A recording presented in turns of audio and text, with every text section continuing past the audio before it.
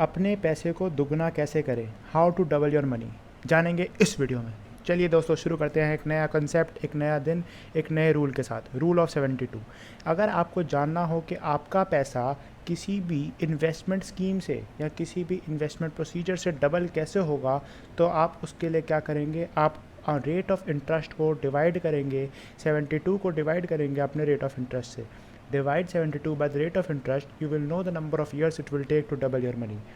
इस आज के ज़माने में हर दूसरा आदमी ये सोचता है, हर दूसरा आदमी ये चाहता है कि उसके पैसे डबल हो जाए, पर किस तरीके से होंगे, इसे जानने के लिए आपको अपने पैसे को, जो आप जिस रेट ऑफ इंटरेस्ट पे आपने जिस इन्वेस्टमेंट स्कीम पे लगा रखा है, उसे 72 से डिवाइड कीजिए रेट ऑफ इंटरेस्ट को। तो आपको जो वैल्यू मिलेगी वो आपका जो है वो आपको बताएगा कि कितना टाइम लगेगा आपके पैसे को दुगना करने के लिए। तो दोस्तों अब देखते हैं कि कौन कौन सी इन्वेस्टमेंट स्कीम्स ऐसी हैं या कौन कौन से इन्वेस्टमेंट्स ऑप्शंस आपके पास अवेलेबल हैं आजकल, जो आपको पैसा डबल करने के लिए कितना टाइम ले सकते हैं। तो दोस्तों आगे बढ़ते हैं इस वीडियो में, देखते हैं सबसे पहले कि एवरेज रेट ऑफ इंटरेस्ट आपको अलग अलग स्कीम्स में कैसे मिलता है। दोस्तों अगर आप बैंक में एफडी कराएंगे, जिसे फिक्स डिपॉजिट के नाम से जाना जाता है, तो आपको 5.10% के रेट ऑफ इंटरेस्ट मिलेंगे आज की डेट में। एवरेज रेट ऑफ इंटरेस्ट की अगर बात करें तो इसके हिसाब से अगर आप इसे 72 से डिवाइड करना चाहेंगे, दोस्तों मैं आपको करके दिखाता हूँ। अगर आप 72 को 5.1 से डिवाइड करेंगे तो आपका लगभग आंसर आएगा 14 ईयर्स। तो 14 साल आपको लग जाएंगे एफडी के थ्रू अपने पैसे को डबल करने के लिए। बाकी के ऑप्शन आपके पास क्या होते हैं, एक पीपीएफ होता है बैंक में, पब्लिक प्रोविडेंट फंड, उसमें आपको 7.10 रेट ऑफ इंटरेस्ट मिलता है। उस हिसाब से आपका पैसा 10 सालों में लगभग डबल हो जाएगा। कॉर्पोरेट बॉन्ड जो होते हैं, कंपनियों के कॉर्पोरेट बॉन्ड होते हैं, AAA बॉन्ड होते हैं, AA बॉन्ड होते हैं, A++ बॉन्ड होते हैं। तो अलग अलग तरीके के कॉर्पोरेट बॉन्ड होते हैं जो बड़ी बड़ी कंपनियां इशू करती हैं, उनका लंबा लॉक इन पीरियड होता है। तो उसमें आपको 8 से 10% के रेट ऑफ इंटरेस्ट मिलेंगे, जिसमें आपका पैसा 7 से 9 सालों में डबल हो जाएगा। निफ्टी 50 के इंडेक्स की बात करें या सेंसेक्स इंडेक्स की बात करें तो 13% से वो ग्रो करता है। अगर आप उसमें निफ्टी के 20 खरीदेंगे या फिर कोई भी इंडेक्स म्यूचुअल फंड खरीदेंगे तो आपको 13% के रिटर्न लगभग मिल जाएंगे, जिसके हिसाब से आपका पैसा जो है 5.5 साल में लगभग डबल हो गया। गोल्ड की बात करें तो गोल्ड का एज सच कोई लगातार तरीके से नहीं बढ़ता, गोल्ड ऐसे लीनियर फैशन में नहीं बढ़ता। अगर गोल्ड का आप गोल्ड का बढ़ने का रेट देखेंगे तो कभी भी आपको वो लीनियर फैशन में बढ़ते हुए नहीं दिखाई देगा ग्राफ पे। गोल्ड दोस्तों ऐसे बढ़ता है कि पहले बढ़ेगा, फिर थोड़ा कम होगा, फिर स्टेबल होगा, फिर दोबारा बढ़ेगा, कंसोलिडेट करेगा। इस तरीके से गोल्ड का ग्राफ ऊपर की तरफ बढ़ता है। तो अगर गोल्ड के हम देखें तो गोल्ड 2011 में जो 26,000 के लेवल पे था, आज वो 48-47 हज़ार रुपये के, 2021 में 47 हज़ार रुपये के लेवल पे रह गया है, पहुँच गया है। तो दोस्तों यहाँ से लेके यहाँ तक जो उसने जंप दिखाई है, इस जंप के आधार पर हम कह सकते हैं, अगर मैं इसे कैलकुलेटर से कैलकुलेट करूँ तो गोल्ड जो है वो 8.7% से बढ़ता है। और अगर 8.7% से गोल्ड बढ़े और आप उसमें अपना पैसा इन्वेस्ट करें तो आपका पैसा 8 साल में दुगना हो जाएगा। और इक्विटी की बात करें, जो हम नॉर्मली जो शेयर बाज़ार की बात करें, दोस्तों शेयर बाज़ार में 16 से 18% के रिटर्न जो हैं वो जेन्युइन रिटर्न माने जाते हैं, वो रिटर्न्स अचीवेबल माने जाते हैं। अगर आप बड़ी कंपनियों में पैसा लगा के लॉन्ग टर्म के लिए छोड़ देंगे तो उस हिसाब से आपका पैसा 4 साल में दुगना हो सकता है दोस्तों। तो आप अब समझ चुके होंगे कि क्या क्या अलग अलग इन्वेस्टमेंट स्कीम्स अवेलेबल हैं मार्केट में और किस तरीके से आप पैसा अपना बढ़ा सकते हैं। दोस्तों कुछ लोग म्यूचुअल फ़ंड के बारे में पूछते हैं, तो म्यूचुअल फ़ंड का भी आप 15 से 17% ही मान लीजिए लॉन्ग रन में, क्योंकि अभी तो बुल रन चल रही है, अभी आपको अच्छे रेट ऑफ इंटरेस्ट मिल रहे हैं, पर लॉन्ग रन में 15 से 17% मान लीजिए। तो उसका भी यही है कि 3.5 से 4.25 साल लगेंगे आपको पैसा डबल करने के लिए। ठीक है दोस्तों, उसके बाद बात करते हैं पावर ऑफ कंपाउंडिंग की। अभी तो हमने रेट ऑफ इंटरेस्ट की बात कर ली, तो पावर ऑफ कंपाउंडिंग का फॉर्मूला होता है A=P 1+R⁴n पूरे ब्रैकेट में, जहाँ पे A आपका फाइनल अमाउंट है कि जो बाद में आपको अमाउंट मिलेगा, P आपका प्रिंसिपल अमाउंट है जो अमाउंट आप जमा करेंगे, R आपका रेट ऑफ इंटरेस्ट है जो अभी जिसकी हमने बात करी कि कितने कितने रेट ऑफ इंटरेस्ट आपको अलग अलग इन्वेस्टमेंट ऑप्शंस में मिल रहे हैं, और N है नंबर ऑफ़ ईयर्स, कितने सालों के लिए आप इन्वेस्टमेंट करना चाहते हैं। तो ये फॉर्मूले के ये इसके वेरिएबल्स हैं, उसके ये वैल्यूज़ हमें पुट करनी होती हैं।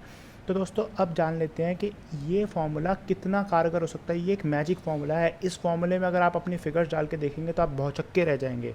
दोस्तों 3 दोस्त थे, एक कहानी मैं आपको आज सुनाऊंगा, उस कहानी को आपको पॉज करना है, वीडियो को थोड़ी देर बाद पॉज करके मैं आपसे एक प्रश्न पूछूंगा और आपको बताना है कि उस कहानी से क्या आंसर निकलता है, या फिर क्या उस जो क्वेश्चन मैं पूछूंगा उसका क्या आंसर होता है।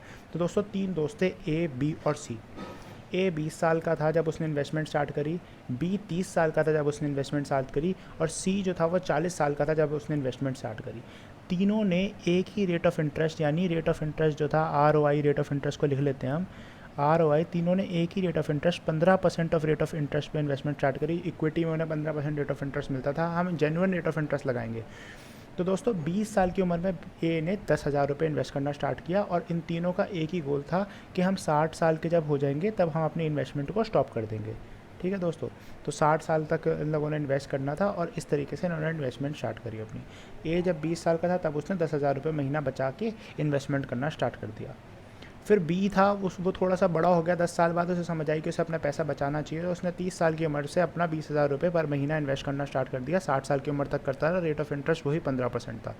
और दोस्तों जो सी पर्सन था उसने क्या किया, 40 साल से इन्वेस्टमेंट का उसे समझ आया मूल्य क्या होता है, उसने 30,000 रुपये महीना बचाया, इन्वेस्टमेंट करी, 15% से ही करी और 60 साल तक करता रहा। उसे समझ आया कि मैं लेट हो गया हूँ, कि मतलब बाकी मेरे जो दो दोस्त हैं ए और बी, वो तो पहले से इन्वेस्टमेंट कर रहे हैं। तो उसने कहा कि यार मेरे को तो ज़्यादा पैसे बढ़ा के इन्वेस्ट करने पड़ेंगे, वो 10,000 कर रहा है तो मैं 30,000 करूँ जिससे मेरे पास फ्यूचर में ज़्यादा पैसे हों।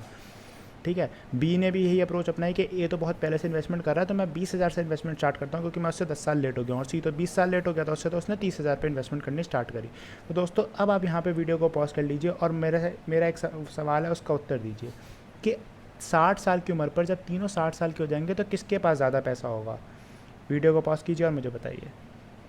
जी हाँ, सबको लगता होगा कि पर्सन सी ने जिसने 30,000 रुपये पर महीना के साथ इन्वेस्टमेंट करी, या पर्सन बी ने जिसने 20,000 इन्वेस्टमेंट करी, उसके पास ज़्यादा पैसा होना चाहिए। पर अगर जब मैं आपको रिजल्ट्स दिखाऊंगा ना फाइनल, तो आप बहुत चक्के रह जाएंगे। देखिए, आइए दोस्तों रिजल्ट्स देखते हैं।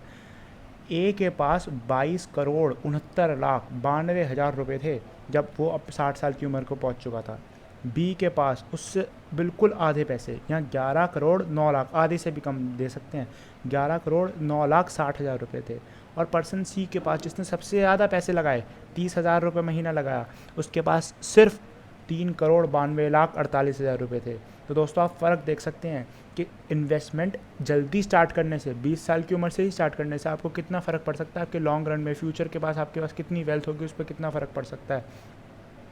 तो दोस्तों मेरी आपको समझदार को इशारा काफ़ी है। इस वीडियो को मैं आपको बस इशारा देना चाहता था कि आप समझदार, तो मुझे पता है आप हैं, पर इस इशारे से मैं आपको यही बताना चाहता हूँ कि एक तो रेट ऑफ इंटरेस्ट, जो भी आपका इन्वेस्टमेंट स्कीम है उसमें रेट ऑफ इंटरेस्ट से ज़्यादा इंपॉर्टेंट होता है number of years you stay invested. क्योंकि देख लीजिए फॉर्मूला में दोस्तों साफ साफ लिखा है कि जो आर है वो मल्टीप्लिकेशन में है, पर एन जो है वो पावर में है। और आपको सबको पता है, इतनी बेसिक मैथमेटिक्स आप सबको मेरे से अच्छे तरीके से आती है कि अगर जो चीज़ पावर में होती है ना, वो ज़्यादा इन्फ्लुएंस करेगी आपके टोटल अमाउंट को।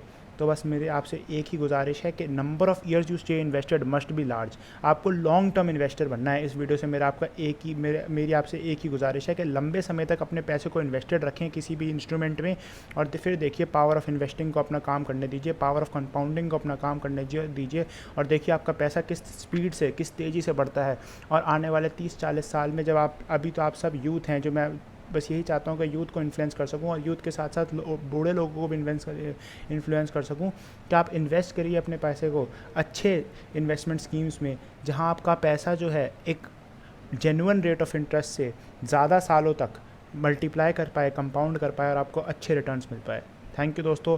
अगर आपको वीडियो पसंद आई हो तो उसे लाइक करें, बेल आइकन को प्रेस करें और सब्सक्राइब करें मेरे चैनल को, जिससे आपको फ्यूचर में मैं जो आपको अलग अलग इन्वेस्टमेंट प्रोसीजर्स बताने वाला हूँ, इन्वेस्टमेंट स्कीम्स बताने वाला हूँ, उसमें आप इन्वेस्टेड रह सकें और आप अपने पैसे को 2 गुना 3 गुना दोस्तों और कई गुना कर सकें, करोड़ों में संपत्ति बदल सकें। धन्यवाद दोस्तों।